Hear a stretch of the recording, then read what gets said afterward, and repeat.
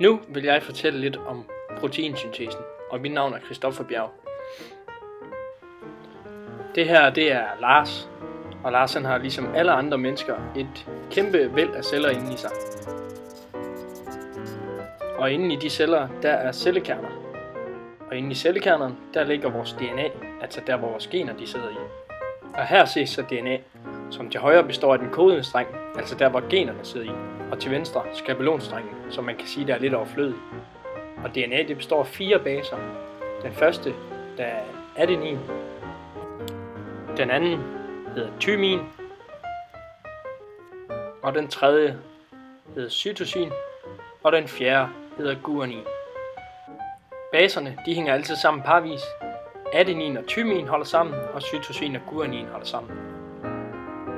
Baserne skal selvfølgelig have noget at sidde fast på, og det er her strengene kommer ind i billedet, som sidder ude i siderne. Og strengene de består først og fremmest af et D og et P. D'et det står for deoxyribose, men man kan også bare kalde det sukker, det er meget let at huske. P'et det står så for fosfat. Og sammen der indgår de her forskellige ting i noget der hedder nukleotider. Og en nukleotide den består af et D, altså et sukkerstofmolekyle, og et fosfatmolekyle, og en af de 4 baser. Som altså er adenin, thymin, cytosin og guanin. Og her er det vigtigt at huske, at basen den sidder fast på sukkerstoffet, altså deoxyribosen. Og her ser vi så en DNA-streng med den kodende streng øverst og skabelonstrengen, også kaldet den komplementære streng nederst. Og nu kan vi så begynde at snakke om noget, der hedder transkription. Den første fætter, vi skal møde her i transkriptionen, den hedder helikase, og det er en enzym, der fungerer lidt ligesom en saks.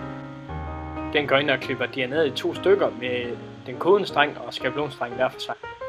Efter helikasen har været her, vil der så dukke et nyt enzym op, som hedder polymerasen. Og når det bliver brugt her, hedder det RNA-polymerasen. Her er den i princippet ligesom en kopimaskine, der går ind og kopierer de komplementære baser til skabelonstrengen, så man får en eksakt kopi af den kodende streng.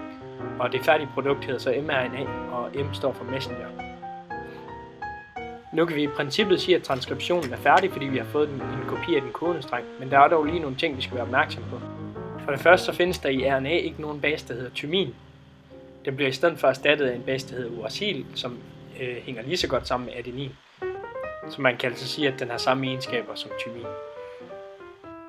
Sukkerstoffet for DNA, altså deoxyribose, bliver også omdannet til et nyt sukkerstof, som hedder ribose. Til sidst så er der i DNA også en dobbelthelixformet dobbeltstreng, mens der i RNA kun er en enkelt streng, altså mRNA'en. Det er altså 3 forskelle, vi har mellem DNA og RNA. Nu kan mRNA'et altså bevæge sig ud af cellekernen via kernemembranen til cellen, som er fyldt med cytoplasma. Undervejs er alt nonsens-DNA'et blevet sorteret fra. DNA, der ikke har nogen kendt funktion, altså affald fra evolutionen. Inden vi helt forlader cellekernen, har vi lige et sidste enzym, vi skal hilse på, nemlig ligasen. Ligasen den virker lidt som en limstift, der sørger for at sætte skabelonstrengen og den kodende streng sammen igen, efter at de 2 andre enzymer har været på spil. Når mRNA'et det bevæger sig uden for cellekernen, så kommer det til at hilse på nogle nye fætre, nemlig nogle, der hedder ribosomer. Ribosomer de sørger for at læse det her mRNA, når det kommer. Det læser dem i såkaldte tripletter, der består af 3 baser hver.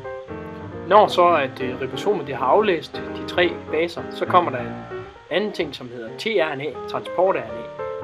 Det hjælper ribosomet med at anskaffe en aminosyre, der passer til den basekode, som ribosomet har aflæst på mRNA-strengen.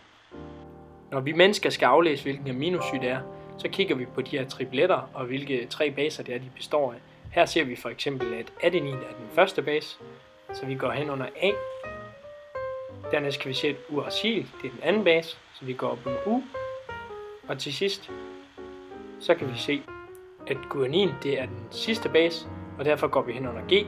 Og vi kan så nu finde ud af, at vores aminosyre er methionin, som altså også er en startkode.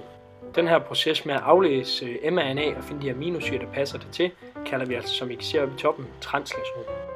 Nu kører transport-RNA'et så i bedste fragmentstil tilbage til ribosomet med aminosyrene, som efterhånden vil danne en lang kæde. Og da mRNA-strengen den kan bestå af helt ned til et par hundrede til flere tusinde nukleotider, så kan der altså nå at komme rigtig mange aminosyrer på sådan en kæde. Men princippet det er altså, at ribosomerne de giver tRNA'et besked, og tRNA'et kommer så skiftevis med aminosyrer.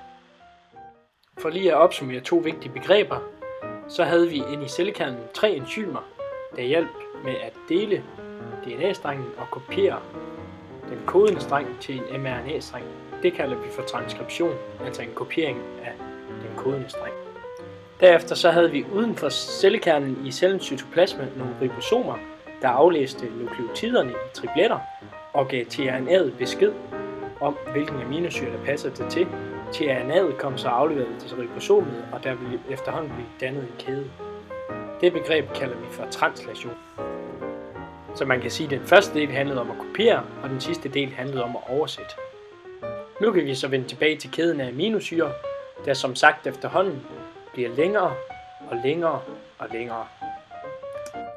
Til sidst vil aminosyrekæden blive så lang, at der dukker et nyt enzym op. Det forarbejder aminosyrekæden til en 3D-struktur. Og det er den her 3D-struktur, vi endelig kan kalde det færdige protein. Det vil altså sige, at proteinsyntesen er fuldendt. Og på grund af den er Lars ikke bare glad, han er rigtig glad. For hvordan ville hans krop måtte have set ud uden den?